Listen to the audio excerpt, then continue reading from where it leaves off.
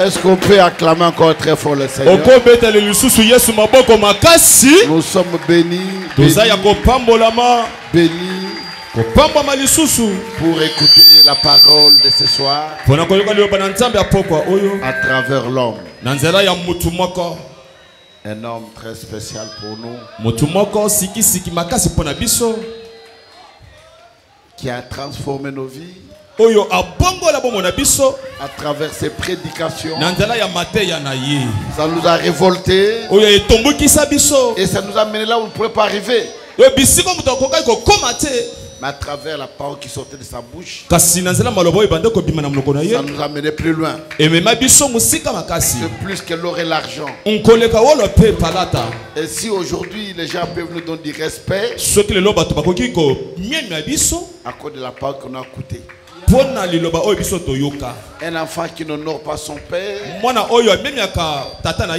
n'est pas un fils. Alléluia. Amen. Voilà pourquoi je suis très heureux de temps en temps quand je suis à côté de lui. De temps en temps, il y a des fois je vais à la maison chez lui. Et on s'amène, on parle. Et ça me fait beaucoup plus de joie. Et aujourd'hui, c'est lui qui va vous parler. C'est lui qui va nous parler. Il va prêcher aujourd'hui. Demain, le mercredi, nous les bénissons. Parce que le jeudi va voyager. Donc, depuis le voyage, je ne pas n'abisso. Amen. Qui dit Amen. Amen. Alors, sous vos acclamations, nous voulons recevoir son éminence, l'apôtre Namboloko qui Néhémie Abraham. Mettez-le Jésus Maboko. On acclame Jésus. Merci papa. Bakisa Milolo.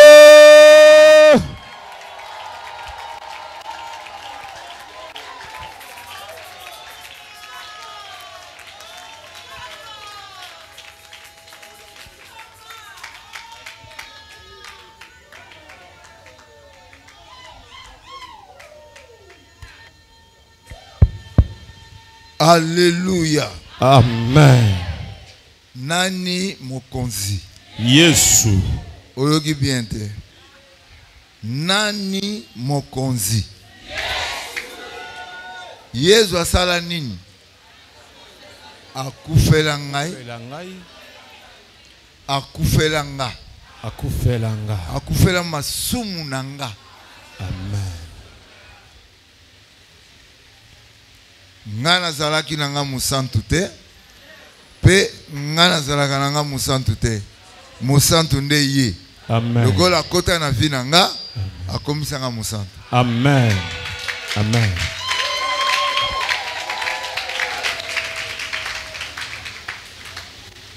Nani akokaki kondima makambo ya boye esalema Yesu Kristo akufela kiyo nanga Masia akufela kinga Masia akufela kinga. Oh yeah. Oh yeah. Oh yeah. Masia akufela kiyo nanga Masia akufela kinga Masia akufela iyo Masia akufela. Nani akokaki kondima makambo ya boye esalema mwana nzambe akufela kiyo nanga Masia akufela iyo Masia Amen. Amen. Asoyono Tovanda.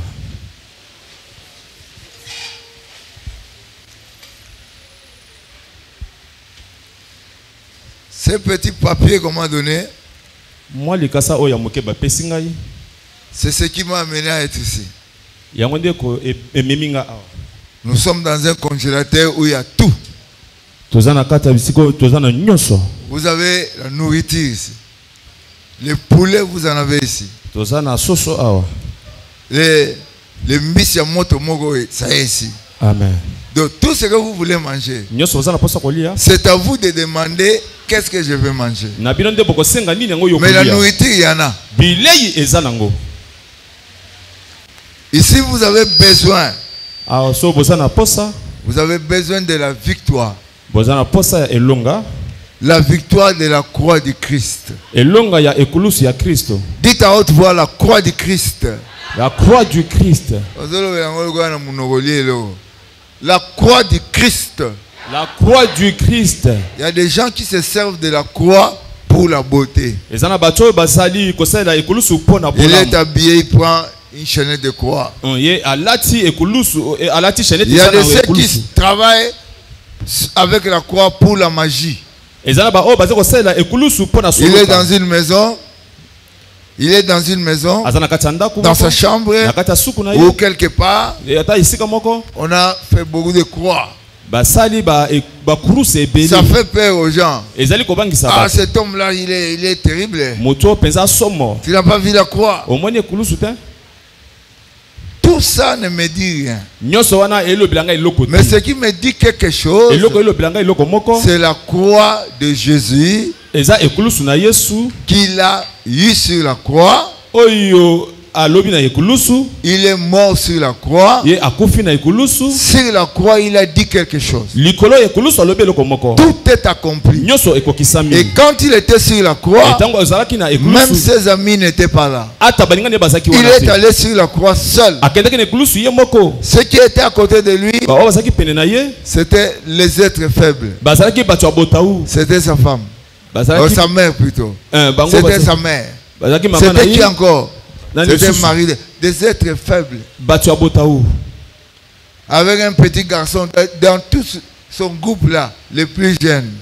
Et il regardait, lui était sur la croix et regardait de loin. Personne n'est intervenu. Personne n'est venu intervenir. Même s'il fallait pleurer, il faut pleurer en cachette. Parce qu'il faisait une œuvre. Et cette œuvre-là, moi je l'ai vu dans ma vie. Je l'ai expérimenté dans ma vie. Dans ma vie personnelle et dans la vie de ministère. À cause de cette croix, tout ce que je dis, ça s'accomplit. L'œuvre de la croix du Christ doit te ranimer. Peut-être que tu as servi le Seigneur à cause de la croix, mais tu as oublié l'œuvre de la croix.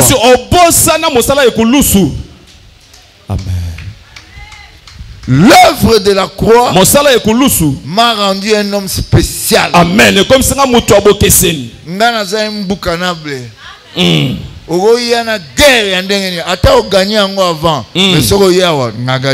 Amen. Ce n'est pas ma force, mais c'est la croix. C'est-à-dire je crois. Je crois quoi? Je crois ce qu'on m'a annoncé. Ah, on a besoin d'un vision. Ah, on a besoin d'un yoka. Amen. On a yoki nandimi. Amen. Nani yakoka kikondima makambo ya boye salema. C'est on m'a annoncé. Je n'ai pas vérifié. Mais j'ai cru. Et je suis allé avec au terrain. Mon terrain c'était Ngaba. Une commune rejetée. Où les gens ne se mariaient pas. Où les gens n'étudiaient pas. C'était flou. Je me suis levé. J'ai parlé aux hommes. J'ai parlé aux femmes. Et la vie a changé. Les conséquences. Ici où nous sommes, c'est l'œuvre de la croix de Jésus. Amen. Mais ouaneze bandeli. Oh, to sali le côté. Oui. Na beto na lisolo Moïse. Moïse azali na ndaku ya Pharaon. Misala Satan est sali et côtier. Il faut obimisa. Il faut ça. Obimisa. Obimisa na nzambe. Babimisa po amegaki ko bima na makasi na ye. Soko meki ko sala na makasi na ye o bima tina ministère obimi. O sala mankiona. Oui.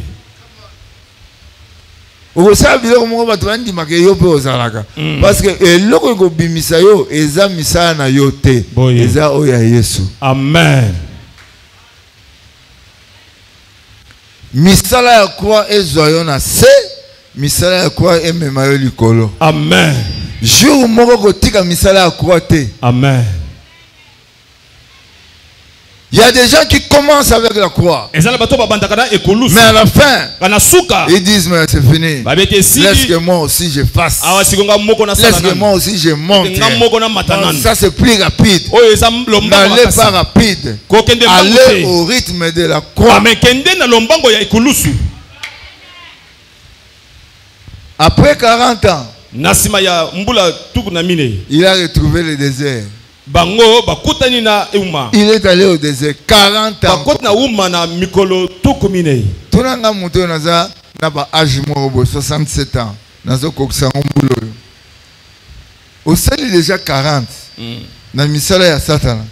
Ba bimisio au sali 40 na misala retraite. 40 ans, 40 jours té.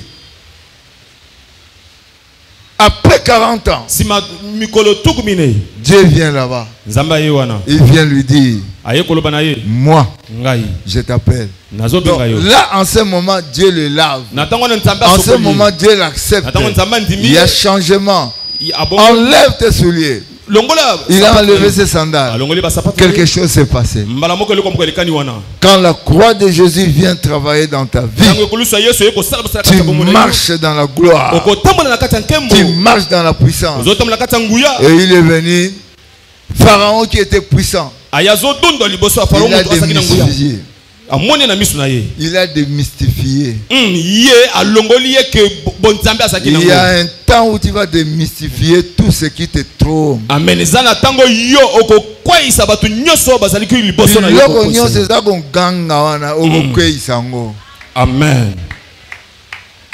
Avec qui? Avec qui? Moi qui dis Amina, vous allez voir maintenant. Wana boye sare papa. Zonga susu. Zonga kuna. Eloko wana to nimi angote.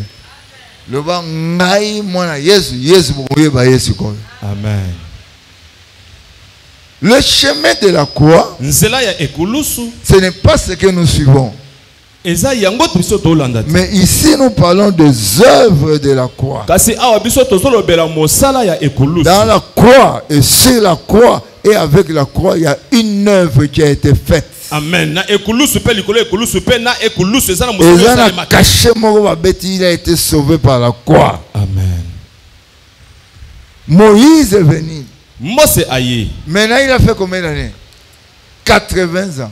Asali ba mvula tuku mwambe. Ngana baniko monango. Après 40 ans, musala nyonso yo sali. Après 40 ans, on comprend de berrer na yo. Amen. Ogoloba, mais il fallait na bana ministère sikoyo. Il fallait na bana ministère na ngasiko.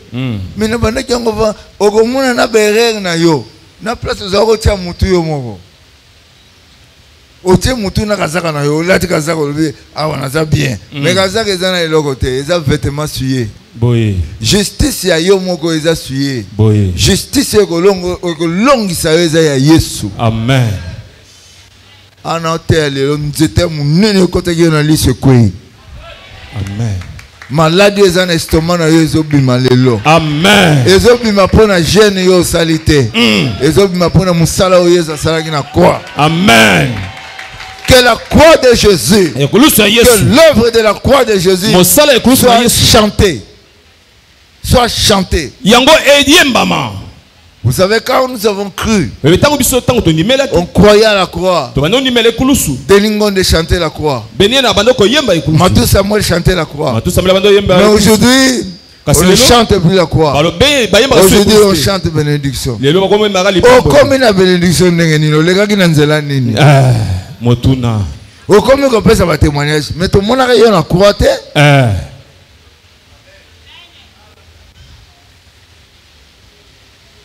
Atoko inangae. Naza kuna tena epike message ezozong sa yo nanzela yo mtozo yo kanga ato budango un jour ego terrasser yo amen ndimango amen Ah, bah on va terre, pour tant on va les tango et les garatés. Amen. Oui, mais Moussala croit sur les athées. Oh, comme un mot va venir qu'il est là. Qu'il est, est-ce croit y a les lois, ah, mais qu'il est là, où ignorance. C'est la même croix que Pierre a prêché. C'est la même croix qu'Osborne a prêché. C'est la même croix que moi j'ai prêché. Tu n'as pas de nouvelle croix.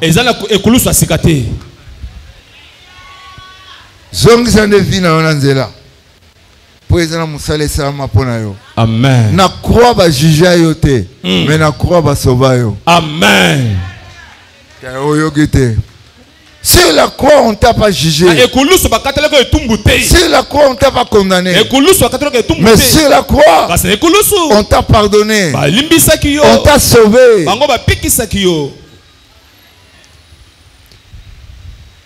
Nous sommes en ce temps-là où l'œuvre de la croix travaille. Dans les jours passés, tous les pasteurs étaient tentés. Magicien dans l'église. Va présenter. Moutou a sa magie 24 ans. Moutou a sa magie. A repasser bisoni. A relaxer bino makambo ya sala na magie. Bozoye bateke yango pezo kota bino. Un jour on pratique yango. Un jour on va dans l'église après katabra. Parce que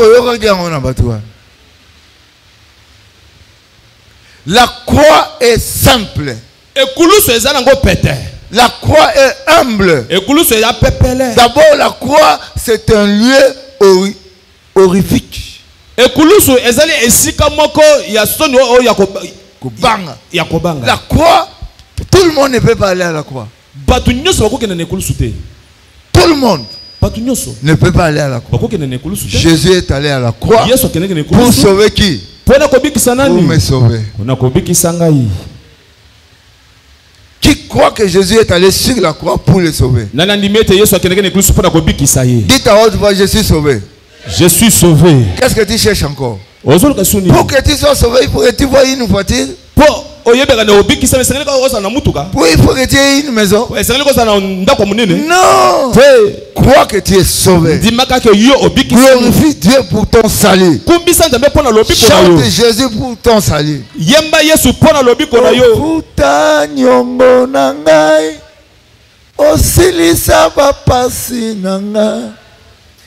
Tina nini ngai na nyokwama osi onyokwama po na ngai kuna na ekulusu Yesu nyonso ekoki po na ngai nazwa elonga wapi na ekulusu.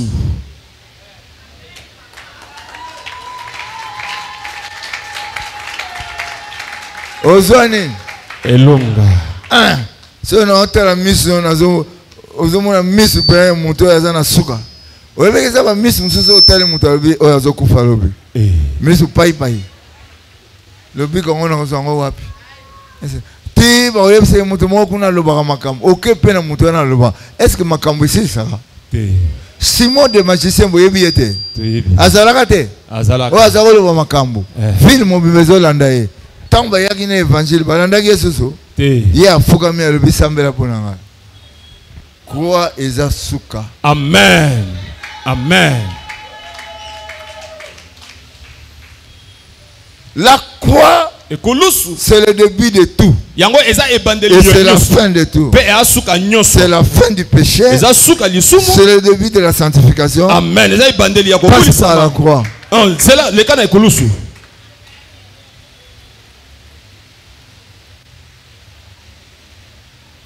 Alléluia. Amen. Heureusement que j'ai 3 jours.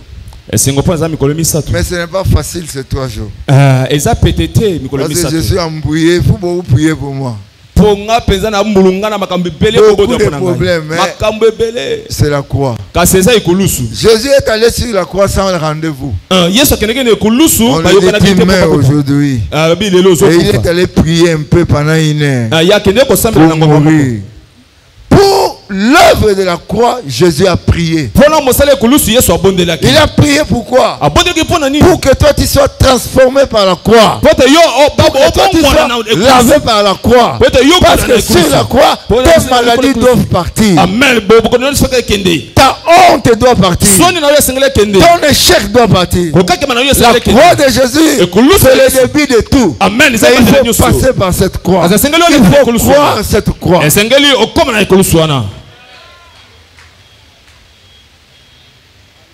Alléluia. Amen. Pas la croix de Dieu, mais la croix du Christ. Moi aussi j'ai ma croix. Ma souffrance autour du nom de Jésus. Mais ma souffrance là ne te sauve pas. Mais c'est Jésus qui me sauve.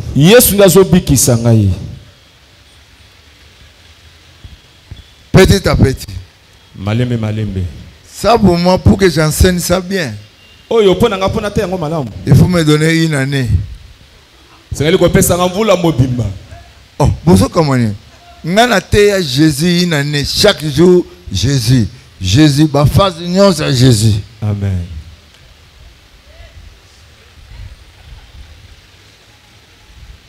Natea, je suis 18 mois. 12 mois. Natea rédemption. 2 ans chaque jour. 2 ans chaque jour. La parole de Dieu est profonde. Aujourd'hui on commence à prêcher la délivrance. Vous n'avez pas besoin de prêcher la délivrance. Vous avez besoin de prêcher l'instrument de délivrance qui est la croix. Amen. Jean, est-ce que Kalatan Tozalagi Kuna Tozao ça va prier la délivrance?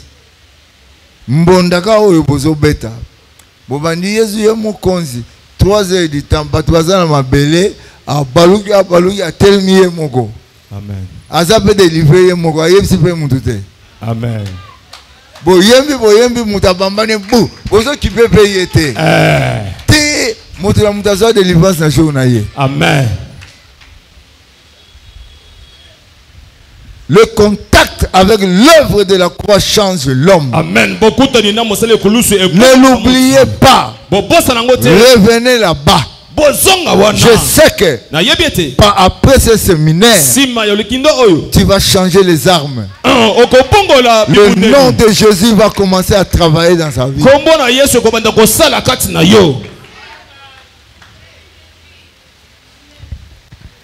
Alléluia. Amen. Pour prier pour l'Angola, je n'ai rien fait. J'ai pris la Sainte Seine. J'ai cherché 12 couples. Et je les ai amenés devant. J'ai pris 6 jeunes filles, 3 garçons, 3 jeunes filles. De 5 ans, 6 ans. J'ai pris le sang de Jésus, le pain. Nous avons pensé à l'œuvre de la croix. Et on a dit à Jésus, l'Angola ne peut pas rester dans le sang parce que ton sang a coulé. C'est fini. On a bu du sang, on a mangé du pain. C'est fini. J'ai dit la parole. L'Angola est en paix. Dans l'an 2000, on entre en paix. Là on était en 1999 au mois d'octobre. C'est lui qui fera maintenant la guerre. Il mourra. Il ne fera pas plus de 3 ans, ne passeront pas. Avant le mois de mars. Au mois de février, cadavre. Les paroles là ne sont pas des prophéties. On ne dit pas que Tamblougon a prophétisé. Non. J'ai déclaré à cause d'une arme qui s'appelle la croix de Jésus. Amen. Pas bundisa yo me yo ya kaka na kulusi. Ko sa te lokola ba cousin na biso na otambula na ngona maboko. Batambula na maboko te. Batambula pona ngona ko ndima. Amen. Eyana butu eyana moye Ngai mwana le roi de roi nakobanga elokote Yawazali mosungi na ngai nakobanga elokote Yawazali kobatela ngai na matiti ya mobesu Tata Nzambe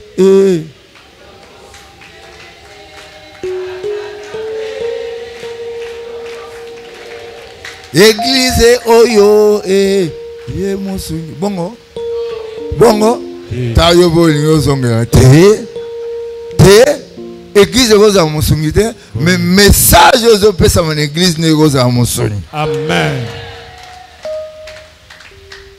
Oko bana bien église na yo tena ba vitre mais on changer message. Hein? Bato bazora délivrance chaque jour. Car on a pu chaque jour na malade. C'est-à-dire croire à Jésus salité. Il faut pas réviser. Maté lelo eko kutenga likambwe. Ba obenga Jean, montre la bino na komote ya nini. Yepse wana père na nga changer message te. Amen. Depuis abandaka yango wana. Amen. Nana changer na nga te. Peine à changer. Amen. Pour chaque génération, il faut avoir un message. Amen. Jésus est mort. Les apôtres ont fui. Mais maintenant, Jésus est ressuscité. Pierre était nu. Jésus est allé vers lui. Pierre est tombé dans l'eau. Après, il a porté les habits. Jésus lui pose la question. Pierre, m'aimes-tu? Paie mes brebis. Pierre, m'aimes-tu? Paie mes brebis. Pierre, m'aimes-tu? Seigneur, tu sais que je t'aime. Paie mes brebis. Les brebis de Dieu doivent être vaccinées. Et l'eau maladie Amen. Lorsque le peuple de Dieu n'a pas eu le vaccin de Dieu, c'est fini. La première chose qu'un enfant de Dieu doit connaître, c'est la croix de Jésus qui a amené la mort de Jésus. Et je suis mort, je suis ressuscité avec Jésus. Ce qui biloko elimwe yango mona vie na ezo trembler ezonga.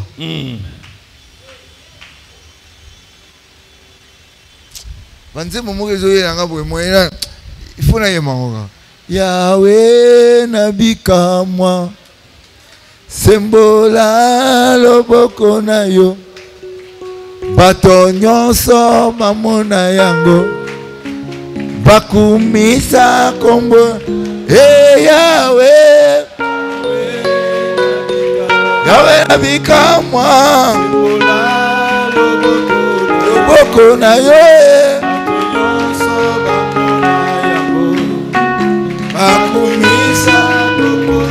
Hey Yahweh Yahweh nabika moi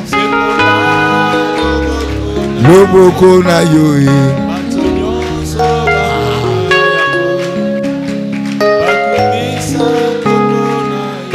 Amen. Amen. Frère, écoutez les chansons. Il y a un miracle le plus grand. C'est la mort de Jésus. C'est la résurrection de Jésus. Il est mort à la place de qui? Il est mort à la place de qui? Moi que vous voyez, Jésus est mort pour moi. Ce qui a coupé pour nous peut justifier. Amen. Amen. Nakende en Allemagne, baliboso, babengisa ngai. Babengisa ngai te pona za mbongo te. Po ba yoga kama te na ngai. Amen. Tango ba tsenga kuna. Ba tsenga na salmo na ebisi ba na zebisa bino vérité mo esala ke na koma boy. Bo moninga. Nga tata na ngai na nga to yoga naka. Po bubole kota na famille. Na linga tata na ngai ngai na bima. Na koma pe ne na komi lelo. Église mon manier en Allemagne et pas à Martin Donga. Yango tata na nga to yoka na ki to boma grand frère na nga. Grand frère na nga akufa. Nga na tata na nga to yoka na ki to boma ye. Donc depuis grand frère na nga akufa, makile etanga nga na fungwama. Amen. Amen. Donc batu musu wa tala tozo bima obeni. Nga siko na yesi bango grand frère na nga tata na nga Nzambe. Grand frère na nga Jésus. Amen. Bétele Jésus m'a beaucoup. Yes, yes, yes, yes, yes.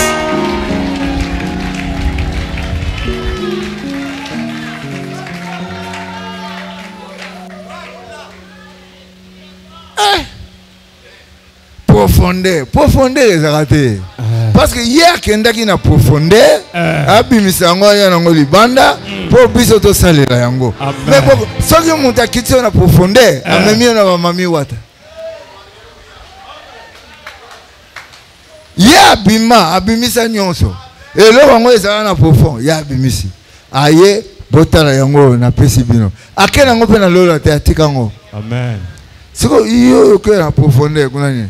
Oh, tu fais dans la minuit, na fleuve, tu es là. Yanan.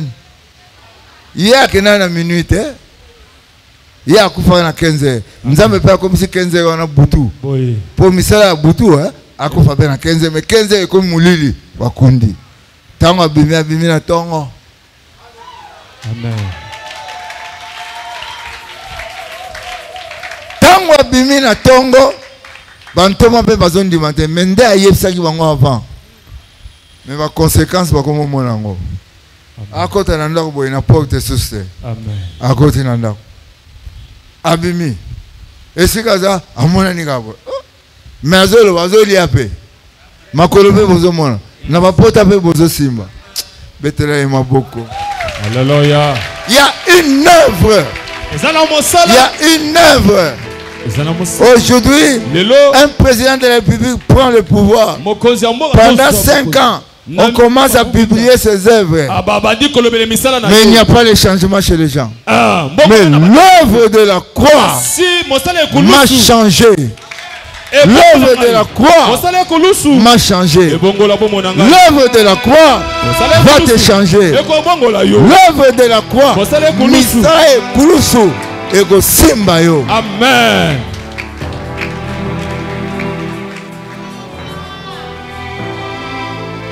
Bien. Les apôtres étaient là. Il leur dit je monte. Il leur dit je monte. Il est monté. Restez en prière. Ils sont restés en prière. 10 jours seulement. La tête a changé. Les têtes a changé. Chacun d'eux est devenu empowered. Plein de pouvoir. Yope après matin, na samedi na ensemble, mercredi na ensemble la pona yo. Amen. Ogo yeba makambo nzambe bien. Amen. Omwana mikolo, nazala ba problème bele. Boye. Mususu foti na ngai, mususu foti na ngate. Mais si vous na kena ke tondi ngala Jésus est mort pour moi. Amen. Est-ce Amen. Ti akufa nani? Ngai. Akufa ki bolumbu. Soni wana nyasa yo ripona. Po yeza kufela ngado makamnya sipe bebisanga. Te. Nazala soki tona tena na okende pana. Soki na ke pa Jean, yepe oyebisanga ba problème na ye. Oui. Des fois na kende pas muto ata na problème te. Amen. Na le banga Jésus est mort pour moi. Amen. Le banga Jésus est mort pour moi. Jésus est mort pour moi. Le banga Jésus a kufela ngai. Jésus a kufela ki. Yesu maka fuidi mumwila hami. Oseka nini eza munoko na bino na kombo Yesu okoma le hamashia Bible lobi toute langue confessera le nom de Jésus na kimbala na benga ngo Yesu Et go ça la paix. Amen. Amashiacha. Wana muno na bango, mais abiso Yesu.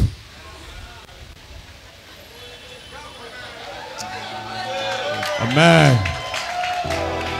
Batu mususu memaka bateya bakotsa batu makambo. Na moni mikolo bani okola. Bani okola. Alléluia. Amen. Na betile masola 40 ans. 40 ans, 40 ans, 40 ans. Hein? 40 ans kuna, 40 ans awa, 40 ans na désert kuna. Combien? 120 ans. Maye la mute funga malembe. Amen. Mutu faut couper na expérience. Amen. Na oya lobaki oya ngai. Tiko mo ntiko ndo na minu tia koto. Oza monnaie na minute mais minu comme tiao. Oh, il fallait que je comprenne mais aussi aux bambata.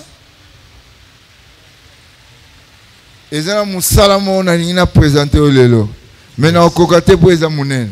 Maintenant zo lobelaka ndambu. Amen. Musala ngoneni ekolusu.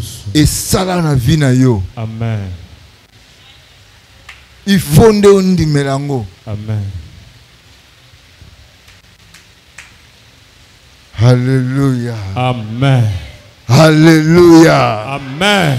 Maintenant Pierre a la charge. Ils doivent aller à l'église après Pentecôte. Ils sont là dans le temple. Avant d'entrer au temple, il y a quelqu'un qui leur demande l'argent. Oh! Maintenant,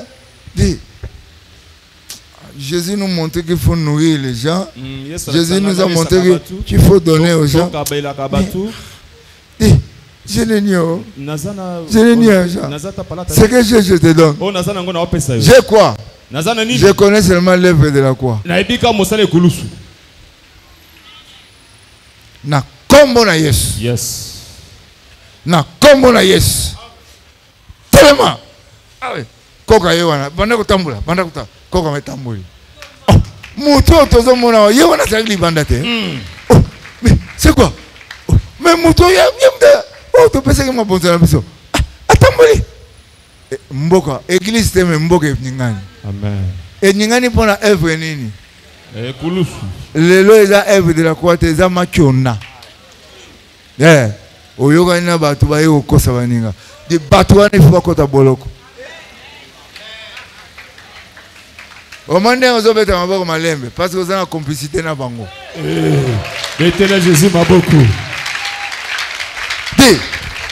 Lisumu na kweya nanga lisumu kweya mais oyo ya koya kokosa ke mutu aza miracle papa tiens soki na yoki yokuna ata mbote nanga pe ozate ata balabalo pe na banoleka te soki na kuma kuna leki kuna po wana eza pe le père du mensonge. Si l'œuvre de la croix ne travaille pas, si on ne croit pas en croix, on croit au diable. On est capable de mentir.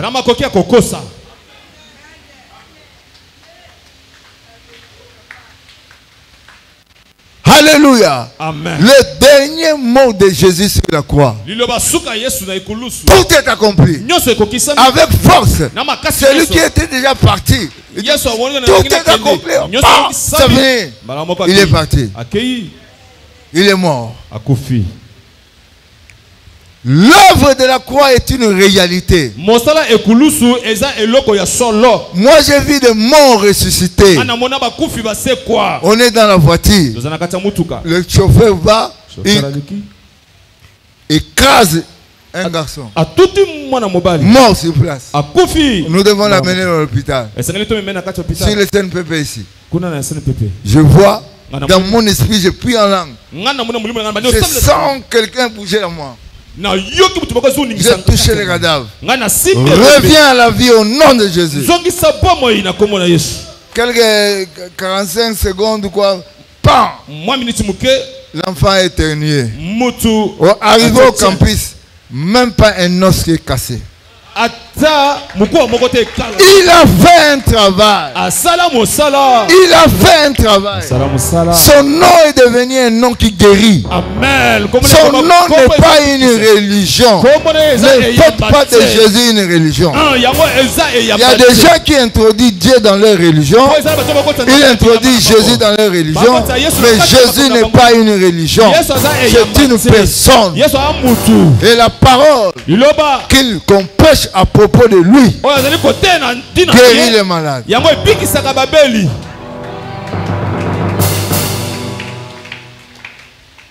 Alléluia. Amen. Écoutez-moi. Il reconnaissait que c'était lui qui était assis à la belle porte pour demander le monde. Et il fut rempli d'étonnement et de surprise au sujet de ce qui était arrivé.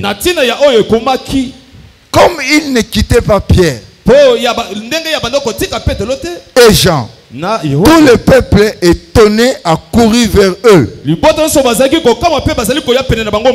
Comment il place pas biso ba magicien? Biso angana te. Monto avec sa base azalaka l'esprit. Amen. Au portique dit de Salomon. Maintenant, yoga. Monto atamboli batiki. Monto atamboli batiki. Batiki akei. Bango bakanga mina nani? Na petelo. Bakanga ina petelo. Siko. Mboge ningani. Mokili wana ya religion. Batu nyasa babi batu wana. Yoga siko discours. Pona yepso ko efa kwa ezali. Alléluia. Amen. Pierre voyant cela, il dit au peuple, homme israélite, pourquoi étonnez-vous cela? Pourquoi vous vous étonnez de cela? Pourquoi vous avez-vous les regards fixés sur nous? Batu batamboli, batu babiki, mais batu bakomi ko finga examiner ça na bakisi. Mais pourquoi ba otala ye? Oya kufaki na croix bokangi ete. Soko lingi sila zongati na croix na ne wana kangango. Bongo. O fie wana ba fie basili. Musala croix esili tengana sila. Jamais. Lobi na côté à côté mo na kaluka. Kaluka isaka boye. Et c'est dangereux. Il faut s'en regarder. Attends, regarde, on peut voir au bêta bon. Tata moi ça a 2 ans. Attends là. Attends moi. Musu koto et vimba. Asimira tant que sambeli pan. Prière na bise za lokola papa adine. Tiens les autres aussi aux autres belles. Atepe abikika. Amen. Déjà makamusu to sala. Boye. Batu bavani bazotalanga botalanga pona nini musala ya croix. Amen.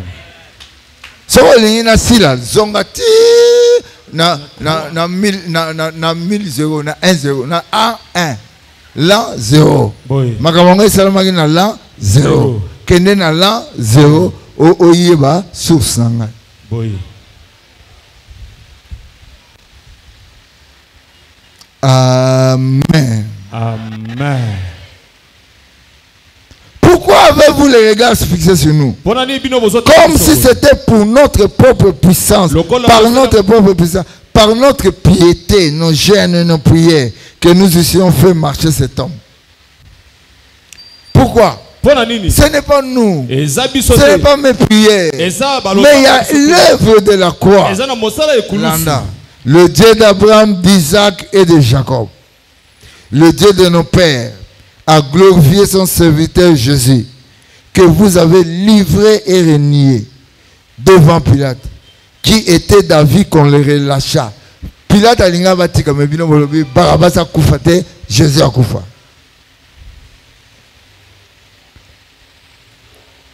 Vous avez renié le saint, le juste et le juste, et vous avez demandé qu'on vous accordât la grâce d'un meurtrier. Vous avez fait mourir le prince de la vie que Dieu a ressuscité des morts. Nous en sommes témoins. Vous avez fait, c'est par la foi. C'est par la foi.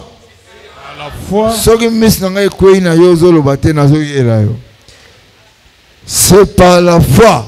C'est par la foi. Encore.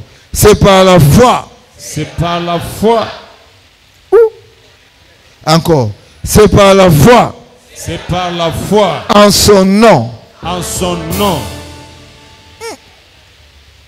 Que son nom. Que son nom. C'est par la foi en son nom. C'est par la foi en son nom. Que son nom. Que son nom a affermi. A affermi. Celui que vous voyez. Celui que vous voyez. Et connaissez. Et connaissez. C'est la foi en lui. C'est la foi en lui. Qui a donné à cet homme. Qui a donné à cet homme. Cette entière guérison. Cette entière guérison. En présence de vous tous. En présence de vous tous.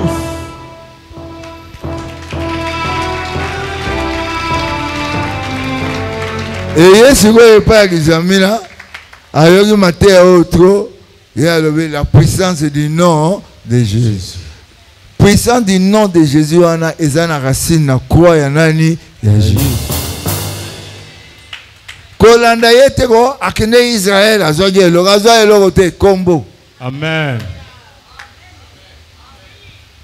Kombo na yonkolo emisaka ngai motema nalingaka koyoka kombo mosusu te se ayo kombo oyo yo ozotanga kombo na ye kwa na ye eza wapi akufa mugoni aseka mugoni. Le nom de Jésus est derrière l'œuvre de la croix. Quand vous citez le nom de Jésus, vous citez le nom des morts ressuscités.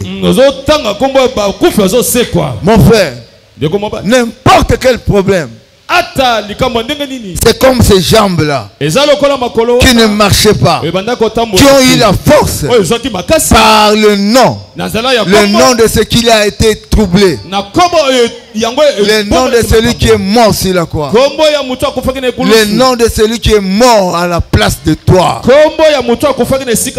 Si la jambe a reçu la guérison, le poumon peut recevoir la guérison. Amen.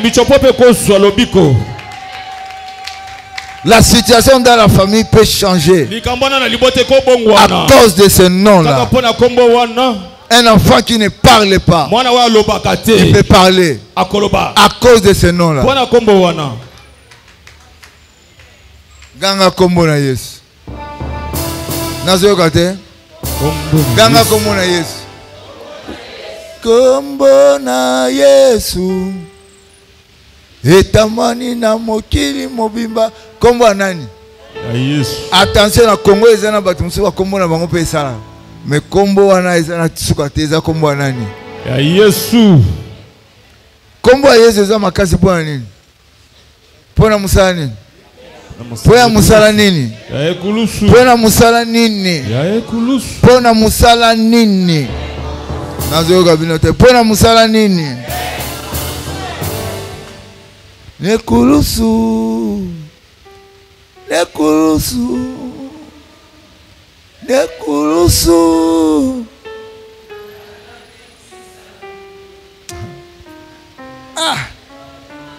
Angaye. Batu babosa nango. Nasali moi jeune mo nza mafungolinga. Est-ce que yo kanisa ki croit tant aux autres jeunes?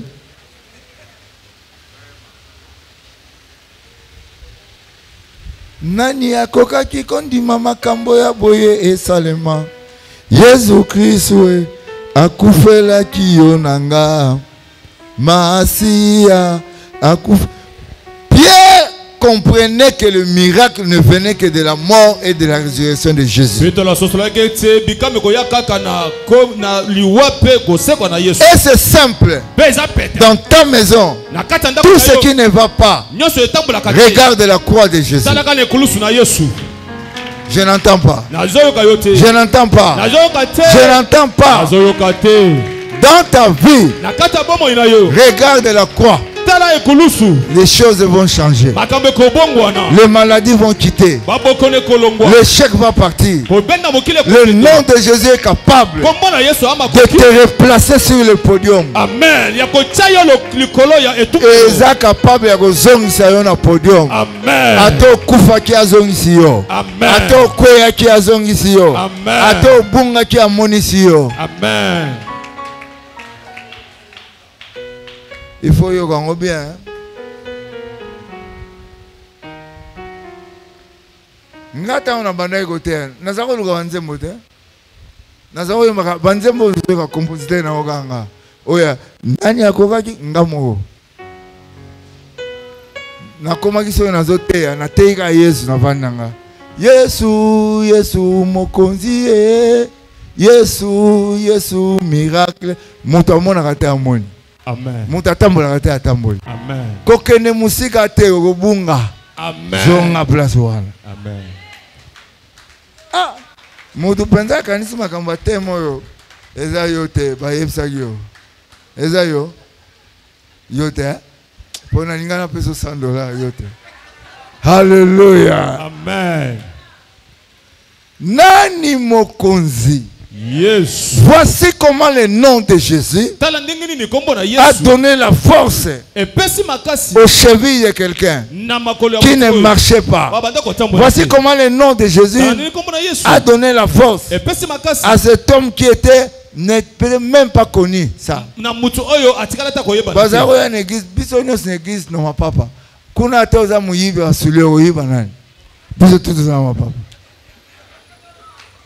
Mais le lot,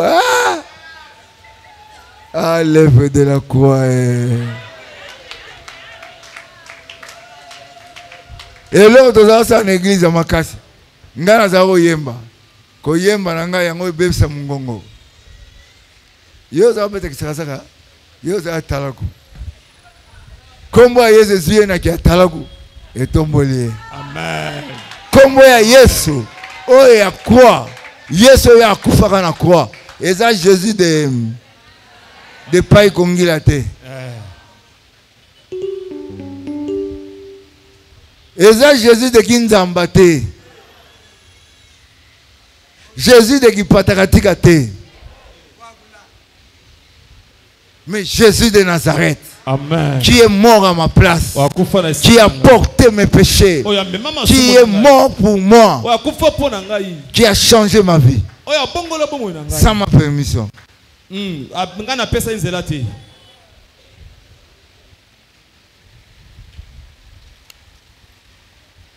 suis en train de parler, mais mon message sera suivi demain d'un autre message. Vous allez bien me comprendre à la fin. L'œuvre de la croix peut te guérir, peut te changer. Ça peut faire tout. L'œuvre de la croix va te donner la position.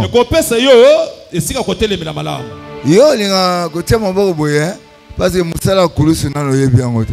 Il y a un mot au Pexar. Ngana zaï toujours sur une vandi boy.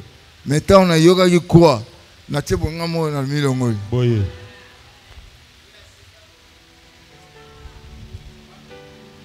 Il y a un homme qui a marché. L'église a changé. L'atmosphère est électrisée. Les gens ne comprennent pas. Mais on lui a donné l'argent à la porte. Nous avons donné l'argent à la porte. Comment il a marché? Mais cet homme-là, c'est notre... Au quartier, nous habitons avec lui. Il n'est pas capable de marcher. Comment il a marché? C'est impossible. Ils ont oublié que sur la croix, Jésus a dit, tout est accompli pour que ceux qui croient en mon nom fassent des miracles. Tout est accompli pour que ceux qui croient en mon nom vivent librement. Tu dois entrer dans la vie libre. Personne ne peut te refuser la grâce de Dieu. Personne ne peut te refuser la grâce de Dieu. Là où tu es béni. L'œuvre de la croix, parce que tu écoutes la parole de Dieu. L'œuvre de la croix se dessine dans ta vie. Loba banda lelo. Nayoki. Oyo ya salaki pona ngai. Nakomi mutu mususu. Oyo yaka ko visiter na butu mari de nuit agoya te. Amen. Pona connaissance oyo. Yes. Oya ibaka mbongo no na magia kozwa yo te. Oya kanga na mpungu. Poza la mwasi na ye. Lelo mpungu wana esili. Amen. Pona musala oyo ya Yesu na kwa. Amen. Est-ce que vous avez regardé? Loba musala wana esili. Musala wana esili. Oh, loba o makase. Musala wana esili. Misala satana esili. Esili pona oyo yoki. Amen. Nani mokonzi? Yesu. Nani mokonzi? Yesu. Yesu nini? Yesu akufela gima. Yesu akufela ngana ikulusu. Hallelujah. Amen. Hallelujah. Amen. C'est par la foi en son nom que son nom a affermi celui que vous voyez et connaissez. C'est la foi en lui qui a donné à cet homme cette entière guérison en présence de vous tous. Et maintenant, frère, et maintenant, frère, je sais que vous avez agi par ignorance. Je sais que vous allez agir par ainsi ignorance. Que vos chefs.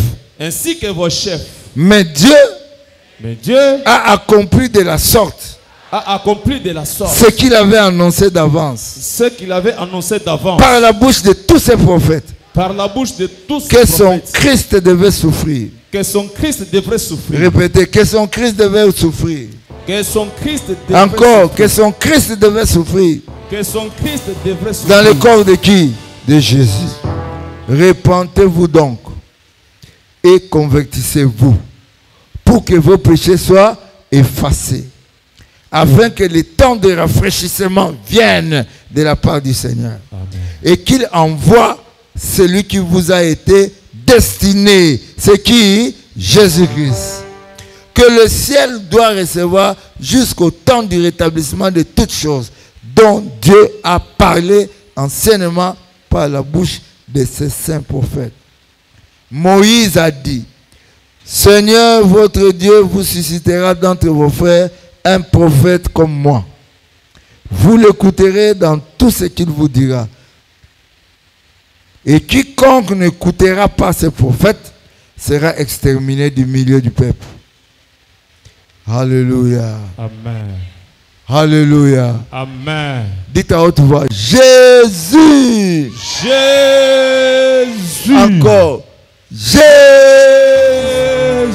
Encore. Jésus. Ah ouais, ça dit comme tout, on a yoka qui nous te tenga mite. Yo ndima kaka. Amen. Ndima kaka. Yes. Loba ndima kaka. Loba na ndimi kaka. Ndimi kaka. Pourquoi Pierre est fâché? Quand le paralytique a marché, les gens ne regardaient plus le paralytique. Les yeux c'était sur. Mais on commence à insulter Pierre. On commence à insulter les autres. On nous insulte. Ne nous insultez pas. Ce n'est pas nous. C'est Jésus. Ah!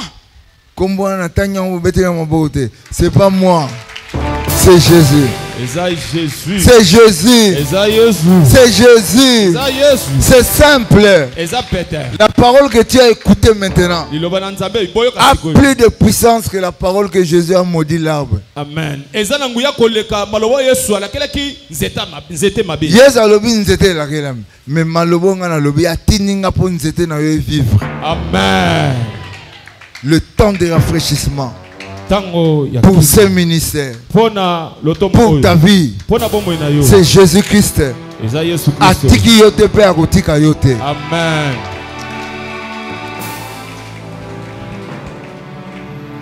Alléluia. Amen. Alléluia. Amen.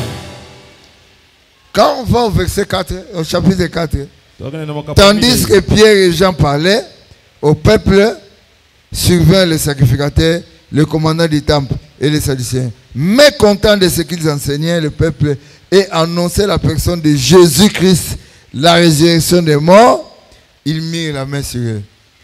On a mis Jean et Pierre dans la prison parce qu'ils parlaient de l'œuvre de la croix. Teya œuvre de la croix. Banganga bakokangisa yo. Kobi mato na teya kaka musala Yesu croix. Ato moni mise funga mite yo teya kaka. Nzamba yebi dozuni yo bikisa bango. Amen. Bozonge la musala ya croix na ba quartier na bisuka nyo. Bokomona ndenge mboka ezo fungama. Amen. Loba akufela kingai. Akufela kingai. Nani akoka kikondima makambo ya boye esalema. Yesu Kristu akufela kiyonanga. Masia akufela kinga. Masia akufe. Iyo Masia ta akufela kiyo. Amen. Po ete o basala yo ya mabe efungwama. Amen. Namona Yesu kopesa mwana na moto libumu balongola nyonso. Kombo wana. Alléluia. Amen. Namona mutu lise mona kate moni kabwe dans le vide après ma terre. Na simbi epe na nzoto te. Tozo ke no kota na église awa ba kosimba yo sute. Kama te ozoyoka ozanzete vie ezongelio. Amen. Nzete moke kauka pona maloba, me yo ozoke no koma matite belé pona maloba. Amen. Maloba oyo ya croix. Kanga misna yo. Loba simananga merci Jésus. Merci Jésus. Pona liwano no ekulusu. Pona liwano no ekulusu. Nzambe. Nzambe. Nanzela kuluse. Nanzela ekulusu. De musique bo betranga ne kulusu nzemu moka deningonde wana. To kanisa ngo croix Jésus. Boyimbelanga yongo to bondela nzambe. Ndeko zala flexible. Yo zana besoin te yo kanzote zoningana. Yo salaka ona lobi. To yemba nzembo yo zo bondela nzambe. Nzamba zo kotsa yo na ba bénéfice ya croix. Loba bénéfice ya croix. Bénéfice ya misala ya croix. Bénéfice ya misala ya croix. Nekulusu. Nekulusu. Nekulusu. Ngana bikisani. Bula koto mibale. Nakolokota. Yesu nanga. Alonga kisatana. Yahweh. Bula koto mibale. Nakolokota. Yesu nanga. Ye yakufela kinga. Na yango talatina. Naina koyebela. Tango nyoso Tango nyoso Nango moina. Mosusu azalite. Mosusu azalite. Kaka yo Yesu nanga. Yokufela kinga. Na yekuluswe. Oh, na yango talatina. Na ina koyebela yo. Tango nyonso nango moina. Mosusu azalite. Kaka yo Yesu nanga. Yokufela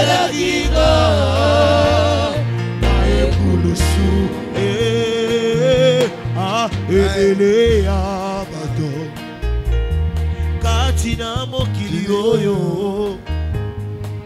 babeta tolo basali banzambe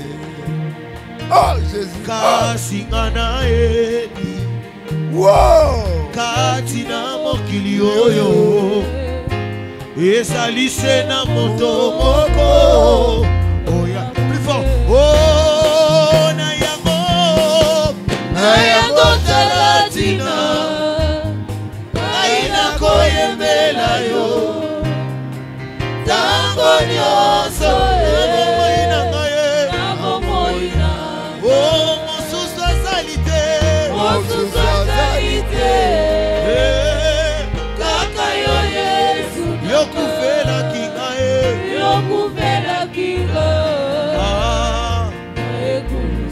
akuna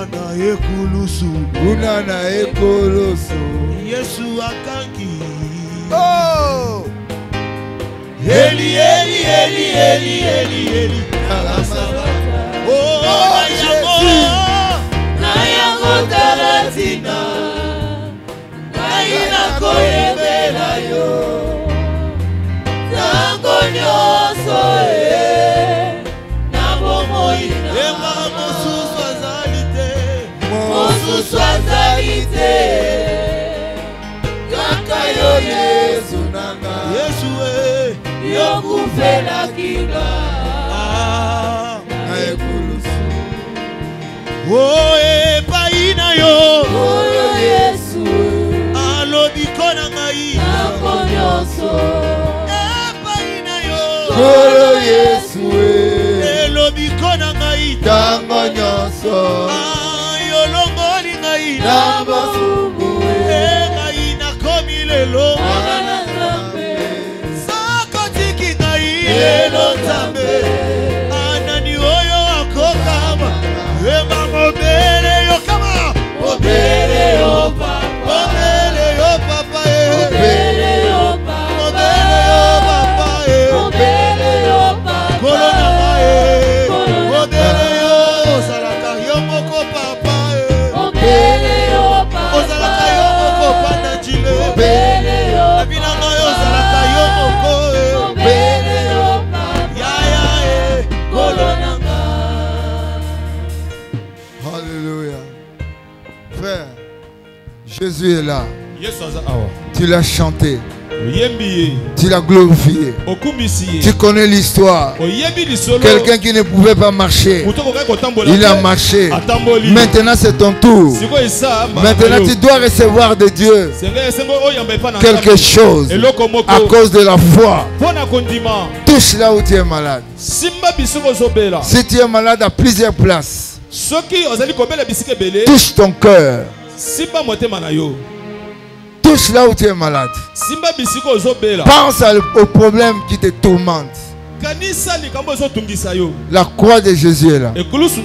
Jésus est mort à ta place. Il a porté tes péchés. Quels que soient les problèmes, le Seigneur Jésus a la réponse. C'est lui la réponse. C'est lui la solution. C'est lui le Dieu de grâce. Commence à prier le Seigneur. Dites-lui ton problème. Dites-lui ton problème. Même si c'est un problème de loyer, un problème de vie, un problème d'études, un problème de voyage, tout problème que tu as, tout ce que tu ne peux pas faire. Parce que sur la croix, Jésus a dit, tout est accompli. Tout infini. Tout infini. Infini, c'est-à-dire tout. Tout. Tout. Tout. Crois en Jésus. Parle-lui. Ce n'est pas moi. Ne me regarde pas. Regarde-le. Pense à lui. Pense à lui. C'est lui. C'est lui, le Dieu Tout-Puissant, avec un ministère puissant. C'est lui que je te montre. Si tu as des pieds qui ne marchent pas, touche-les. Quels que soient les problèmes, au nom de Jésus. Merci Seigneur. Délivre.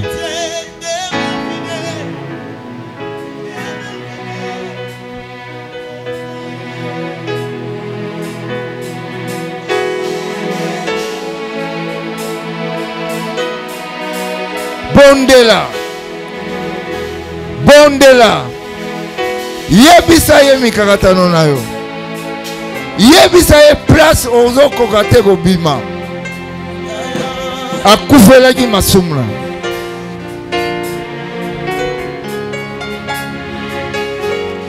Akufela ki mabena yo. Oza conscient mais okoki ko sala le côté.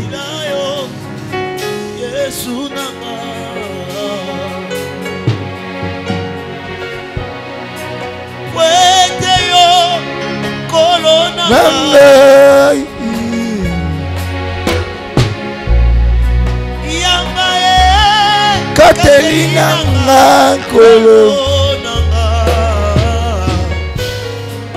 Eutina Motemana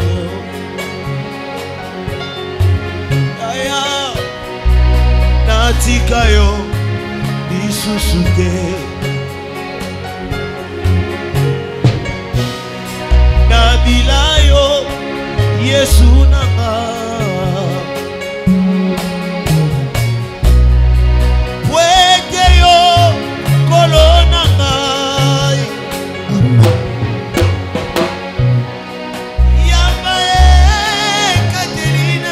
Jésus, Jésus, Jésus, Jésus.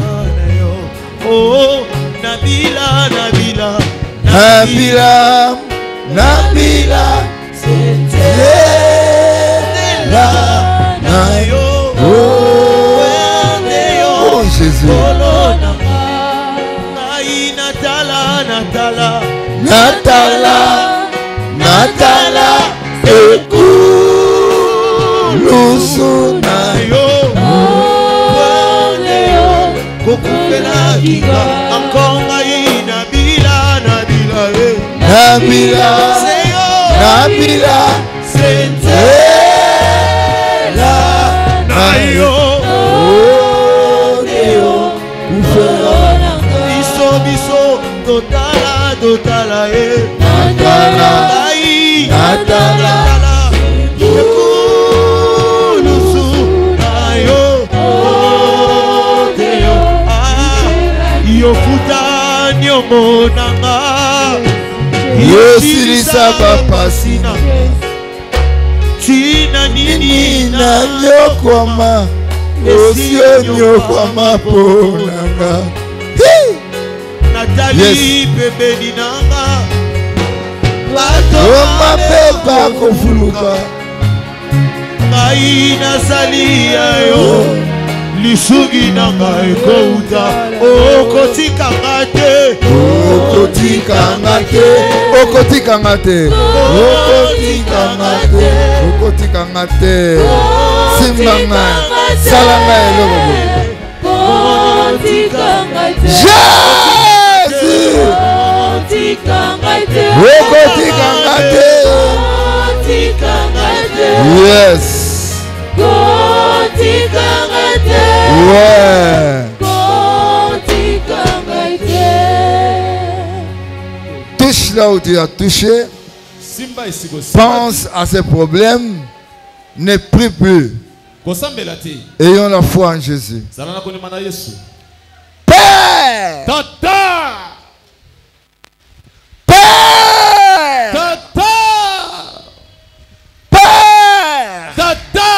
Je te loue de ce que tu m'exauces toujours. Seigneur, merci. Merci à cause du nom de Jésus. Je chasse au nom de Jésus tout esprit qui ne confesse pas Jésus. Je te chasse au nom de Jésus. Esprit qui n'est pas du Seigneur. Esprit du péché, esprit de mensonge, esprit de la magie, esprit de maladie, esprit de paralysie, je te chasse au nom de Jésus. Maintenant, que tout esprit qui n'a pas le nom de Jésus sorte de ses corps, sorte de ses corps, sorte de ses corps, sorte de ses corps, sorte de ces lieux, sorte. Que toute emprise du diable sorte de cette vie au nom de Jésus. Dites à haute voix, Jésus! Jésus! Celui qui est mort sur la croix est ici. Celui qui est mort sur la croix règne. Celui qui est mort sur la croix délivre. Celui qui est mort sur la croix guérit maintenant. Les estomacs sont guéris. Les dos sont guéris. Le corps, les yeux sont guéris. Si tu avais pas les yeux qui ne voyaient pas bien, touche tes yeux. Esprit de cécité. Esprit de cécité. Esprit de maladie des yeux, sortez de ses yeux, que la vie claire revienne au nom de Jésus.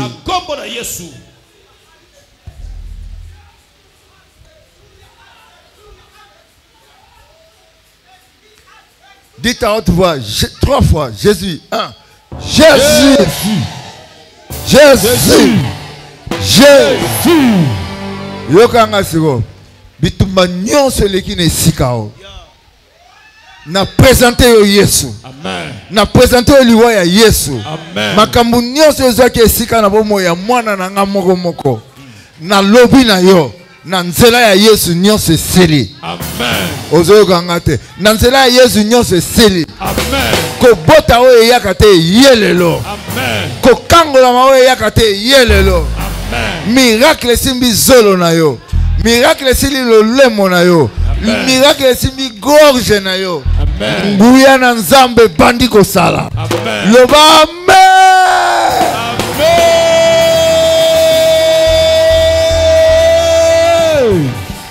Merci Seigneur. Levez-vous. Levez vos mains. Tu crois que tu as demandé à Dieu? Tu crois que Dieu t'a répondu? Lève tes mains. Dis-lui merci. Et le Seigneur, merci pour le Seigneur. Merci pour Miss Longa et Moni. Merci pour ma toy Nanga et Yoki. Merci pour nous autres malades ici. Infection ici. Merci pour la famille Nanga ordre côté. Merci pour l'église Nanga makambo changer. Merci pour misala ya Satan na izana force te. Na kombo na Yesu Christo. Amen. Amen. Je n'ai pas entendu amen. Amen. Botalanga, bougez na côté, bougez côté. Simba côté. Simba. Ah, na kalisi o comprendre. Tala balola volume na. Boy. Volume hein. Siko loba e mata. Au nom de Tala, Lazare Bima Nkunda pour Kombo et Taramagi Makasi. Au nom de Jésus. Soyez bénis. Amen. Dites encore merci Seigneur. Merci Seigneur. Faites les mouvements que tu ne pouvais pas faire. Faites les mouvements que tu ne pouvais pas faire. Vous avez bougé le côté, le beau côté, bougez. Amen. Qui est guéri? Qui croit que Dieu l'a guéri? J'ai besoin de 2 personnes seulement. 2 personnes. Il y a un qui. Oui, ça veut dire que ça sali pour nous. C'est quoi? Nazara n'a besoin de balai. Oui, il y a mis balai. Oui, il y a mis balai. Nazo c'est là yo. Bat mi balai. Yo remarqué là qu'on a vu na yo. Foi na yo la question que le cambo salame. Nazara n'a besoin. Nazara a besoin de mutu moko. Ah, merci maman. Merci papa. Mutu oyo awa. Et si la capacité atana meliki si atande nini mutu et si la kate. Metango yaki wana fukami na yoki eloko moko ebimi. Awa pepe mana pe makamala mute na pe mi malamu. Bane boyoga. Bino wa chinois. Nakasi bo talate. Bino ba TV bo talate. Ba tu belé so ka bandi boy, ba ke tche biloko mona solo. Et puis bazo futa cher. Et puis mutu nyonso te akota kuna. To betra nkoloma Yesu ma boko po kombo na ye bikisi yo mama. Nzambe ya adin, Nzambe ya tambul group, Nzambe subon. Na kombo na Yesu big sa mama. Amen. Oui maman. Ah, nazo kumisa Nzambe ya papa na biso kiziamina. Na koko na biso tambul koki. En tout cas, nzoto na nga mobimba oyo ezaka ka malade. Mais lelo kande na ye awa.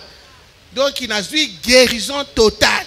Amen. Guérison ma koletambo la katena koma otambo na kan. Maladie tina kacha mutema. Ba tolo pasi, maladie ebele ba rima ki lelo kaka oyo. Na eu guérison totale. Amen. Tu sais, quand tu es en train d'acclamer, il y a un miracle qui se passe maintenant dans ta vie. Si tu pousses des cris de joie, la vie change à l'instant. Et ana musala moko ikuluso ezoseku sa makamuna esika ikundama ezoseku akaka sikoi. Rozo bakisa maboko gloire ezolata yo gloire ikuluso ezolata na kasaka ko telema. Ça c'est le premier jour hein. Et il y a quelque chose qui commence avec toi. Si tu crois à cela, bien-aimé, sois meilleur dans les acclamations que ton voisin. Que l'on sente que Jésus est en ce lieu. Amen.